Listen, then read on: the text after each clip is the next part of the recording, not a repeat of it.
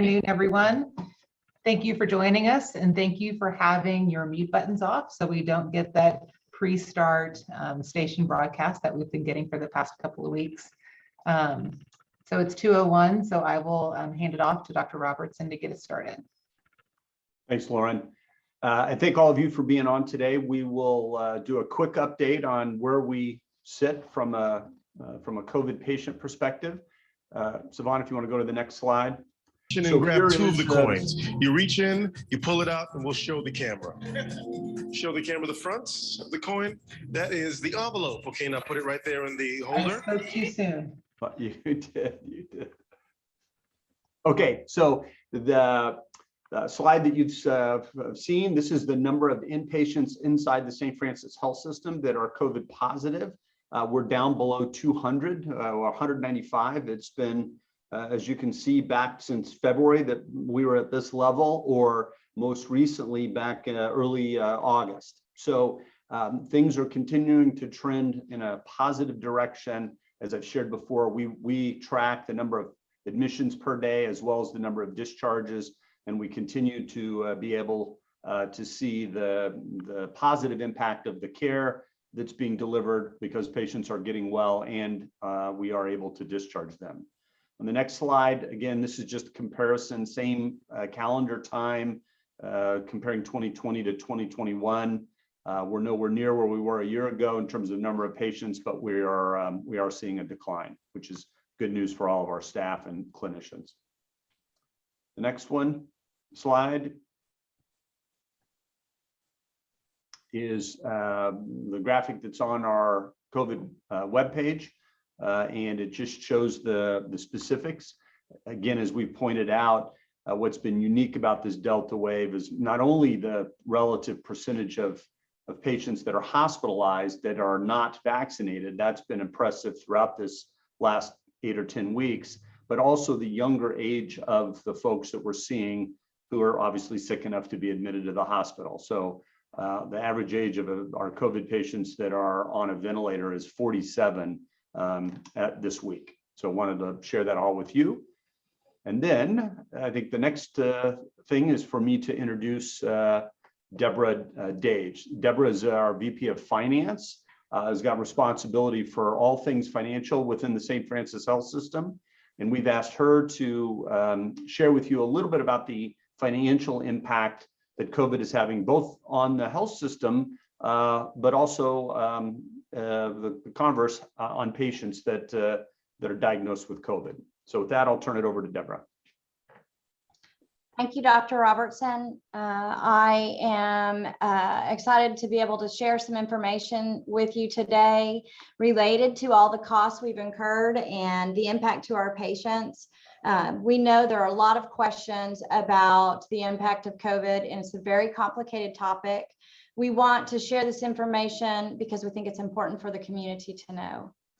Of course, before I get started with the actual financial impact, I want to make sure to first recognize the impact it's had to my fellow employees of the health system, the frontline workers everywhere across northeastern Oklahoma for their dedication and courage and commitment over the last 18 months.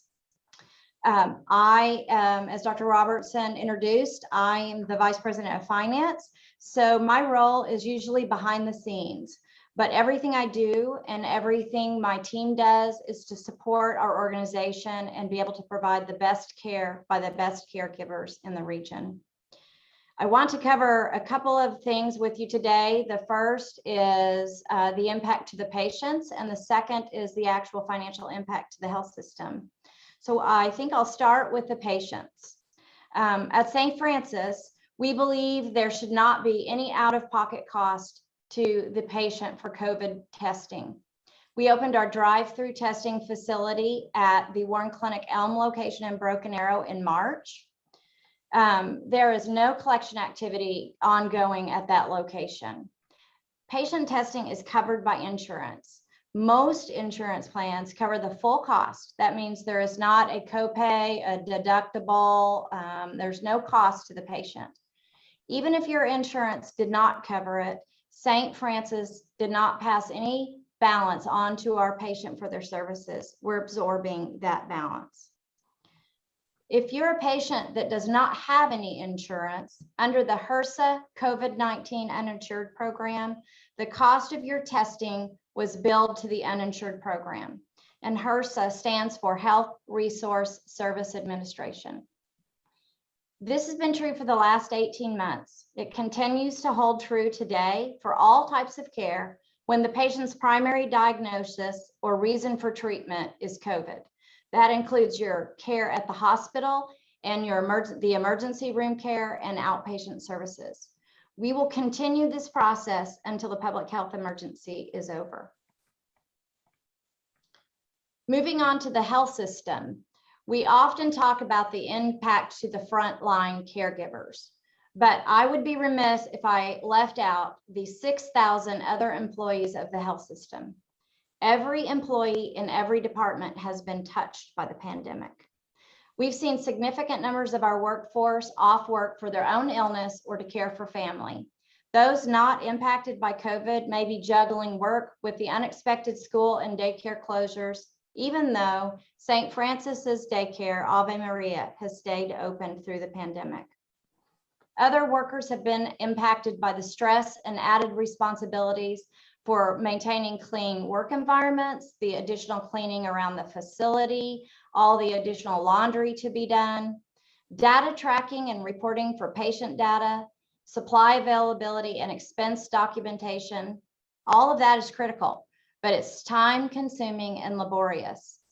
Often our discharge planners are struggling to find post-acute care for their patients. This is taking double the effort to find the appropriate solution for best post-acute services. No department has escaped the impact. In calendar year 2020, St. Francis spent nearly $4 million to continue to pay employees who were unable to work as a direct result of COVID, and $1.4 million for additional coverage for security and temperature taking. The pandemic has resulted in significant technology changes overnight, creating virtual care visits, physician and nurse protocols for isolation, treatment protocols, adding new testing functions, revising billing requirements. These things all took hundreds of technical man-hours and training to build successfully and roll out, sometimes just to change them again the next day because the disease dictated new requirements. In calendar year 2020, St. Francis estimates that cost to be $500,000. Earlier, I mentioned at our COVID testing site that we absorbed any patient balance that may have been left after insurance paid. For COVID testing, the lab supplies that we had to purchase for those COVID tests in calendar year 2020 cost over $9.5 million. In 2021, the cost will be even higher. We have spent about $6.5 million for capital projects emergently needed to expand necessary air handling functions, isolation rooms, purchase of necessary equipment to meet the demands of the population. Remdesivir is a therapeutic used to care for COVID patients, and the actual vaccine serum, both of these were initially at no cost to the providers. They were provided to us by the government. Vaccine serum is still provided at no cost. But should COVID continue as it has the last few months, St. Francis estimates we will spend in excess of $20 million to pay for the drugs and therapeutic medications necessary to treat the patients. Primarily, this is the cost of remdesivir, which again was free to us some time ago when the pandemic first started. In order to meet the staffing needs and support our frontline caregivers, we have incurred over $7.4 million in additional salary costs in the form of contract nurses and incentive pay. That is in calendar year 2020. Calendar year 2021, it will be even higher. The cost of a contract nurse has gone up more than 50% over the last 18 months.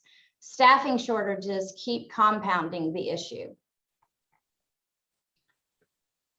You should know that we recognize and have rewarded the entire health system staff this year with a retention bonus and an across-the-board increase for all employees of 3%. The total cost to the system was $20 million. The value of our staff and the personnel of all healthcare facilities in northeastern Oklahoma is unmeasurable. We continue to incur these costs across the health system. The fight isn't over. Even though Dr. Robertson showed our numbers are decreasing in the last few weeks, we continue to see new COVID patients every day. At St. Francis, we continue to remain committed to the fight against COVID and the fight to protect the community we serve. Thank you. Thank you, Deborah. I think, Lauren, now let's just open it up for questions. My guess is there'll be some questions. Yes, I think Saban sent earlier to send the questions to the chat or direct message, and I will facilitate them and pitch them to either Deborah or Cliff as appropriate. And so far, surprisingly, I'm not seeing any questions.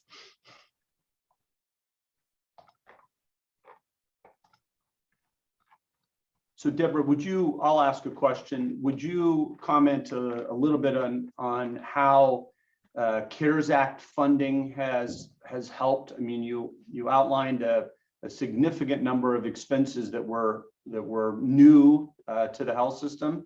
Would you mind commenting on how the CARES Act funding has helped us bridge this last 18 months?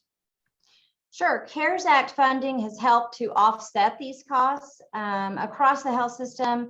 However, the CARES funding that we received has not been adequate to cover all of the costs that we have incurred to date. We received CARES funding at different facilities for different types of programs, be it rural or in our urban facilities. And we continue to accumulate the costs, and we will report the cost that we've incurred to the federal government. Thanks. So one question from Russell Mills is, please update us on staffing and whether St. Francis is recruiting from outside the area or conversely losing staff due to competition from other areas of the country. So we're always recruiting and will continue to recruit. We don't have a formal program to recruit outside our geographic region, although as you might hear or see, in some places, some health systems, some states have been more aggressive with the vaccine mandate, which has prompted a fair amount of media reporting around staff leaving or looking for other jobs, that kind of thing. That's not been as much of an issue here locally, and quite frankly, now that there's the federal mandate, at least pending, that issue probably goes away in most parts of the country. There's still a high demand for contract nurses, and so basically any nurse that wants to leave their full-time job and to go work on a contract in some other part of the country could pretty much do so. And so until the COVID surge that we've been through, this Delta wave, as people are calling it, is pretty much through in every part of the country, there's still opportunities for nurses to leave and go travel to serve patients in some other part of the country. So one clarification question from Corey is, I want to understand correctly, COVID patients don't pay for remdesivir treatment. Does the hospital eat those costs? Same for monoclonal antibodies. So patients that come to St. Francis and are treated for COVID, regardless of whether it's inpatient, emergency, if it's a remdesivir infusion, if whatever their insurance does not cover, St. Francis absorbs the remainder of that balance. We are not sending a statement to the patient to collect for that balance. Thank you for that clarification. Another DM question is, will there be a charge for the third dose of the vaccine? The vaccine itself is provided to us free, as we spoke to earlier. And again, even though there is a charge for the administration that we will bill to either your personal insurance or the HRSA self-pay funding, the patient will not incur a charge for that service. And another one, has Medicaid expansion had an impact on COVID's effects on the health system? Well, absolutely. The patients that are covered now under Medicaid expansion, many of them were previously our patients that did not have insurance coverage. So that has certainly helped to offset the impact of the expenses from COVID. Thank you.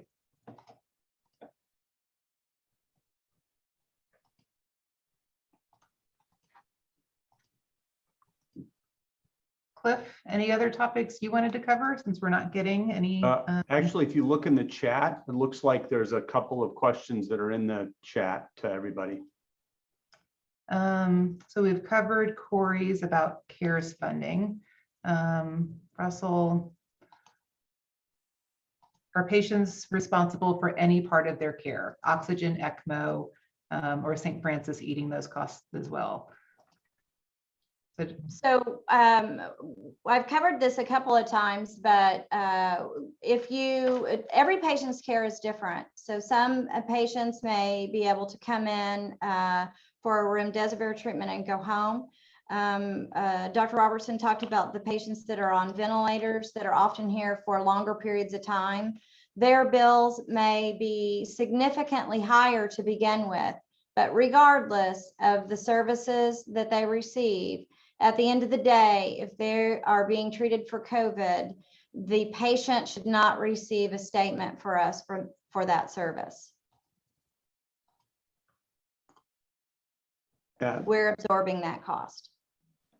So, and the one clarifying question or point is, I think Russell listed ECMO as one example. Since we don't provide that service, a patient that, except for children, a patient that would require ECMO would be treated at a different facility, and so that would be a question for them. Another question is, does vaccination status matter in regards to what's covered for a patient's treatment? No, it doesn't. We treat every patient from the community that comes through our doors. Vaccination status is totally not a discussion point. So we treat all the patients the same. Thank you.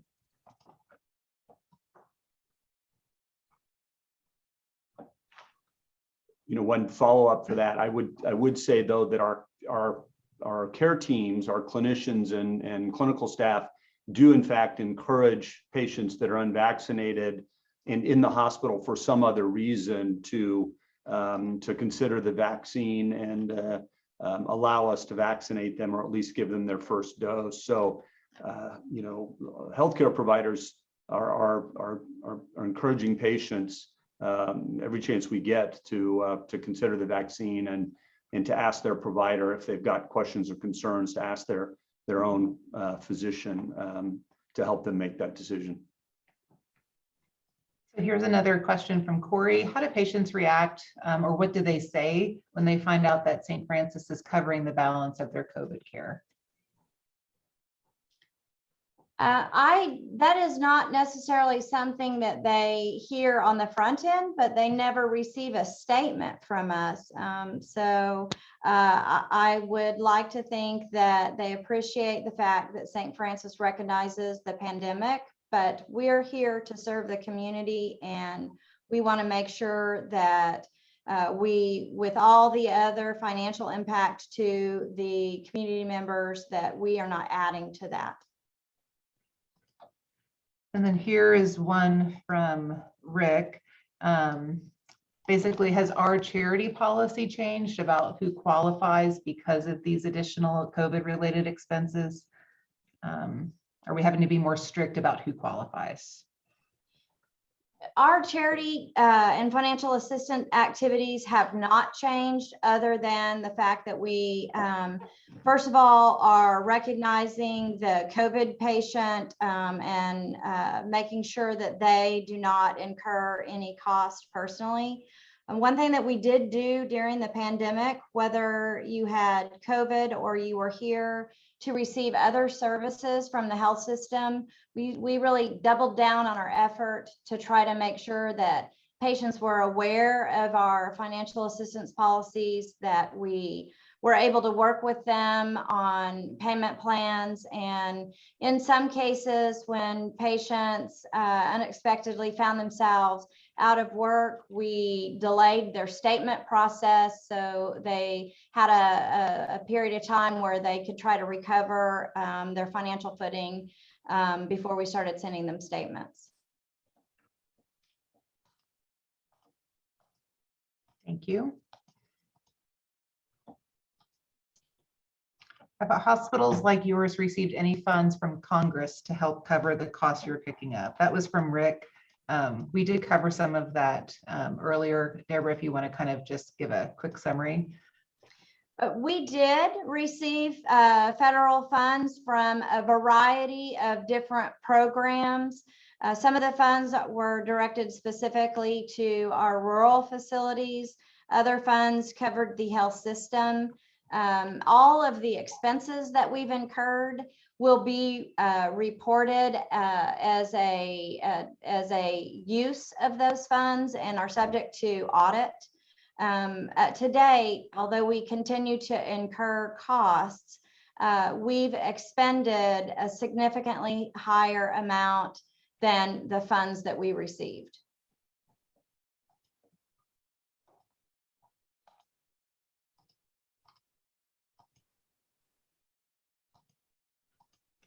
Okay, are there any other questions, Lauren? I'm not seeing any, but I do have one announcement. Last week, our speaker, David Donald, talked about vaccines and the third dose. So I wanted to circle back and report that our online scheduling portal for the third dose is up. So at this site, you can schedule your first or second dose as well as your third.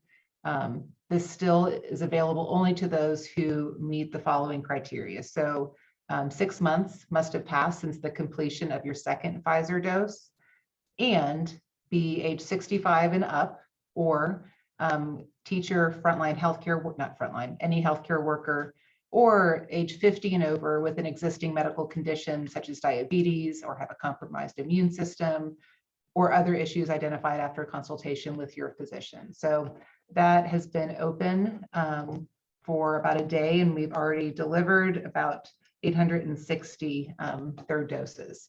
So that adds to our total of 95,000 plus total vaccinations given.